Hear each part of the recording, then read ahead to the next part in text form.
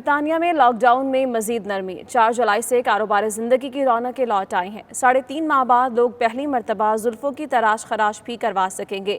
Beautician اور restaurant سمیت دیگر کاروبار بھی احتیاطی تدابیر کے ساتھ کھولے جائیں گے۔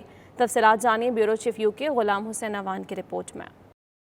اٹلی، فرانس اور اسپین کے بعد برطانیہ میں بھی زندگی کی رونقیں لوٹنے لگیں۔ کل سے برطانیہ میں 3 ماہ سے بند کاروبار شروع کر دیے جائیں گے۔ کاروبار اور دفاتر میں صفائی ستھرائی کا عمل شروع ہو گیا۔ 4 جولائی سے دوسرے مرحلے میں برطانیہ کے باقی کاروبار اور عبادت گاہیں کھولنے کا فیصلہ ہوا تھا۔ خصوصی ہدایت نامے کے ساتھ مساجد، چرچز اور دیگر عبادت گاہوں میں بھی عبادات کا آغاز کر دیا جائے گا۔ لوگوں میں خوشی کی لہر پائی جا رہی ہے۔ بہت سارے لوگوں کا کہنا ہے کہ 3.5 ماہ کام پر واپس آنے کی خوشی ہے اور امید ہے کہ کاروبار پہلے جیسا ہوگا۔ برطانوی وزیر اعظم نے کاروباری حضرات اور مساجد کمیٹیوں کے پرزور اصرار کے بعد 2 میٹر سماجی فاصلے کو کم کر کے 1 میٹر کر دیا ہے اور پبلک مقامات پر فیس ماسک کو ضروری قرار دے دیا ہے۔ برطانیہ بھر میں تفریحی مقامات اور ریسٹورنٹس کو کچھ ہدایت کے ساتھ کھولا جا رہا ہے اور ملک کے تمام سکول ستمبر میں کھولنے کا بھی فیصلہ کیا گیا ہے۔ کئی لوگ ابھی بھی کورونا وائرس کے پھیلاؤ کی وجہ سے تذبذب کا شکار ہیں کہ کاروبار کھولنے پر وہ اس وائرس سے محفوظ رہ پائیں گے کہ نہیں۔ Ghulam Hussain Awan, bureau chief, 92 news UK۔ دوسروں کو نصیحت، خود میاں فصیحت۔ برطانیہ میں شہریوں کو بیرون ملک جانے سے گریز کرنے کی ہدایت، مگر وزیر اعظم بورس جانسن کے والد خود دورہ یونان پر نکل گئے ہیں۔ رکن پارلیمنٹ الیسٹر کرمائیکل وزیر اعظم بورس جانسن سے وضاحت مانگ چکے ہیں۔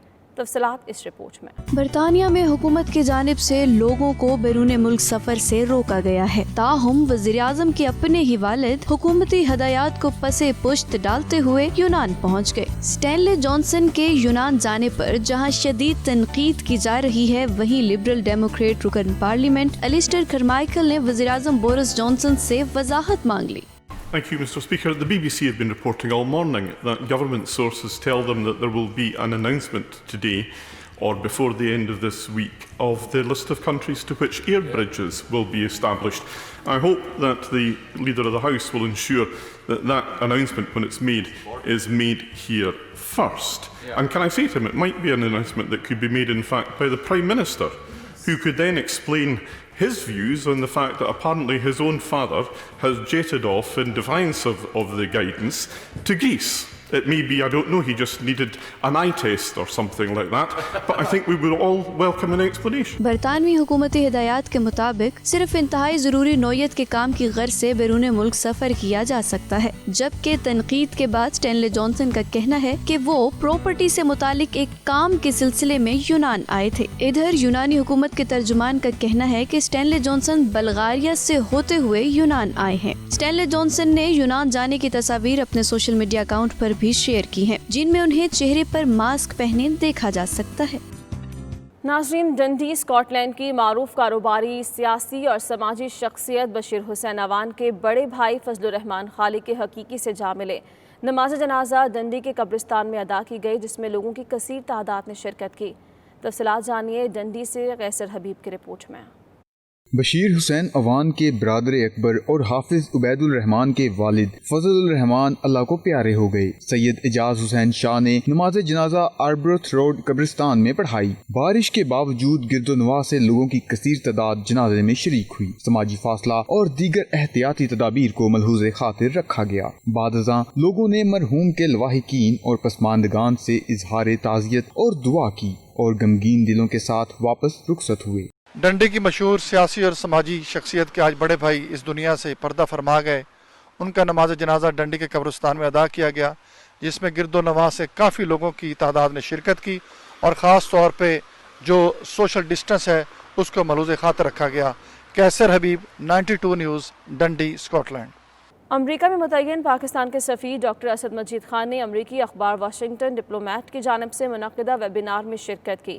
اس موقع پر سفیر پاکستان نے مقبوضہ کشمیر کی تازہ ترین صورتحال پر تفصیلی گفتگو بھی کی۔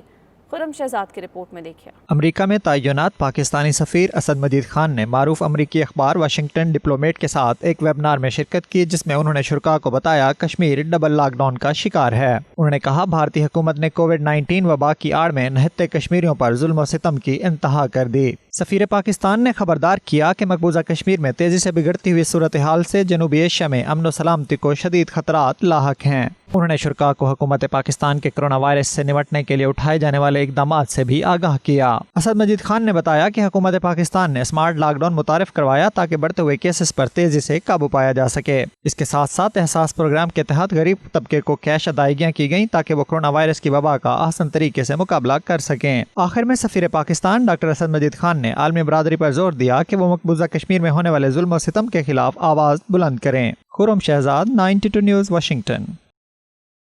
बरतानिया में 4 जुलाई को लॉकडाउन के बाद मसाजिद नमाज के लिए खोल दी जाएंगे। बर्मिंघम के मुख्तलिफ मसाजिद की कमेटी मेंबरान और उलमा इकराम ने नमाजियों के लिए क़ब्ल वक्त हिदायत जारी कर दी हैं। 92 न्यूज़ से गुफ्तगू करते हुए कादरिया ट्रस्ट के चेयरमैन पीर मोहम्मद तैयबुर रहमान कादरी और दीगर मसाजिद कमेटी मेंबरान ने हुकूमती गाइडलाइन पर मुकम्मल अमल दरामद करने पर जोर दिया है। उन्होंने मज़ीद क्या कहा, आइए देखते हैं। कुछ एहतियाती तदाबीर के साथ हम दोबारा अपनी मसाजिद, अपनी इबादत गाहों के अंदर इंशाअल्लाह पहुंच सकेंगे। तो इस हवाले से चंद गाइडलाइंस हैं, उन पे अमल करके हम अपने आप को भी बचा सकते हैं और दूसरों को भी। बहैसियत मुसलमान अल्लाह ताला कुरान में फरमाते हैं कि अपने आप को हलाकत में न डालो। अगर हम ये एहतियाती तदाबीर करेंगे तो इससे हमारी वजह से दूसरे भी महफूज रहेंगे और अगर उन्हें कोई तकलीफ हो तो उससे हम भी महफूज रहेंगे। Al-Amrak Islamic Center is to start Salah after the pandemic on 4th July, inshallah, 2020. And we request the brothers to come with their masks, prepared with their mask and prayer mat as well as performing wudu from home.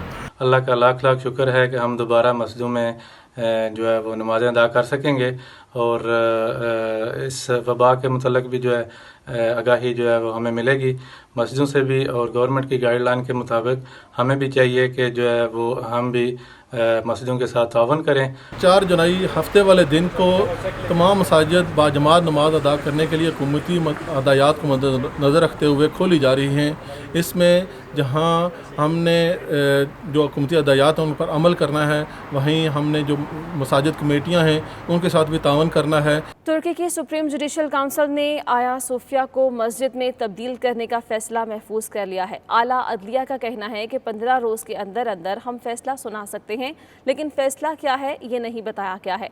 मकामी तुर्क शहरियों के साथ साथ overseas Pakistani community का इस हवाले से क्या कहना है।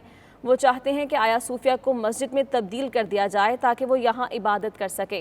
92 न्यूज़ से गुफ्तगू करते हुए लोगों ने क्या कहा, आपको दिखाते हैं।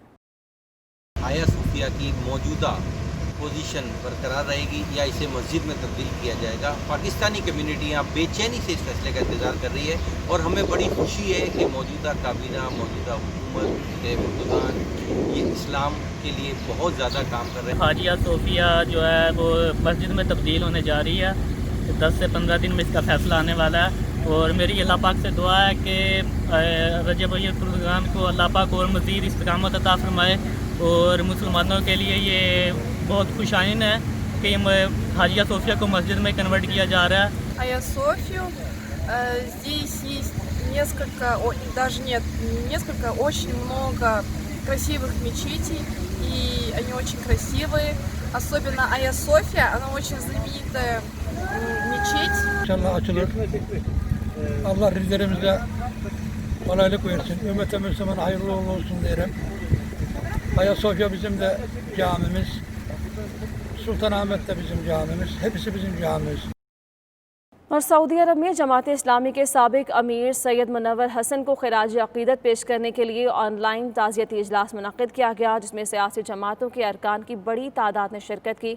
उमर अली की रिपोर्ट में देखिए। सऊदी दारुल हुकूमत रियास में मजलिस पाकिस्तान के ज़ेर एहतमाम जमात इस्लामी के साबिक अमीर सैयद मुनव्वर हसन की याद में ताज़ियती रेफरेंस का इनेकाद किया गया, जिसमें मरहूम को शानदार अल्फाज में खराज अक़ीदत पेश किया गया। शुरका ने कहा, सैयद मुनव्वर हसन दरवेश सिफत मगर नजरियाती इंसान थे। उन्होंने हमेशा दीन इस्लाम की अशात के लिए काम किया और जमात इस्लामी के सियासी और नजरियाती मंशूर को आम करने में भी खिदमात सर अंजाम दी। शुरका का कहना था, आज़ादी कश्मीर के लिए उनकी तवाना आवाज़ ने कश्मीर काज को दुनिया भर में उजागर करने में अहम کردار ادا کیا۔ انہوں نے کہا منور حسن کے انتقال سے پاکستانی سیاست میں ایک بڑا خلا پیدا ہوا ہے اور جماعت اسلامی سمیت دیگر سیاسی جماعتیں ان کے سیاسی کردار کو کبھی فراموش نہیں کر سکیں گی۔ اجلاس سے مجلس پاکستان کے صدر رانا عبدالرؤف، جماعت اسلامی کے رہنما فرید احمد پراچا، رانا عمر، امیر العظیم، حافظ عبدالوحید، میاں حامد اور دیگر سیاسی و سماجی تنظیموں کے ارکان نے شرکت کی۔ عمیر علی، 92 نیوز، ریاض۔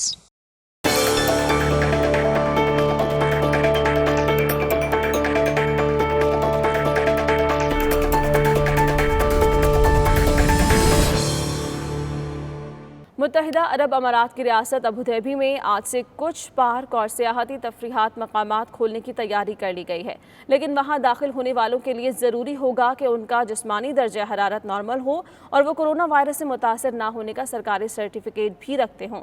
تفصیلات کے لیے سید مدثر خوشنود کی رپورٹ۔ متحدہ عرب امارات کے دارالحکومت ابوظہبی میں لاک ڈاؤن میں نرمی کے بعد تفریحی مقامات احتیاطی تدابیر کے بعد کھول دیے گئے، لیکن سیاحوں کے لیے ضروری ہوگا کہ ان کا جسمانی درجہ حرارت نارمل ہو اور وہ کورونا وائرس سے متاثر نہ ہونے کا سرکاری سرٹیفکیٹ بھی ساتھ رکھتے ہوں۔ ابوظہبی انتظامیہ نے یہ فیصلہ بھی کیا ہے کہ تمام پارکس اور ساحلی مقامات کی گنجائش کے مقابلے میں صرف 40% افراد ہی کے داخلے کی اجازت ہوگی۔ ابوظہبی کے department of municipalities and transport نے اعلان کیا ہے کہ آج سے ابوظہبی، العین اور الزفرہ کے علاقوں میں کھولے جانے والے ساحلی اور دیگر تفریحی مقامات میں داخلے کے لیے سمارٹ بب پلیٹ فارم کے ذریعے ایڈوانس بکنگ لازمی ہوگی، جبکہ سرکاری ایپ الحسن کے ذریعے انہیں اپنا ہیلتھ سٹیٹس اپ ڈیٹ کرتے ہوئے یہ تصدیق کرانا ہوگی کہ ان کا کرونا ٹیسٹ منفی آیا ہے۔ تفریحی مقامات کھولنے کے باوجود دیگر تمام احتیاطی تدابیر بھی اختیار کی جائیں گی، جن میں داخلے کے وقت سینیٹائزیشن اور جسمانی درجہ حرارت کی جانچ بھی شامل ہیں۔ کوئی بھی شخص ان مقامات پر بغیر ماسک داخل نہیں ہو سکے گا۔ سید مدثر خوشنود، 92 نیوز UAE۔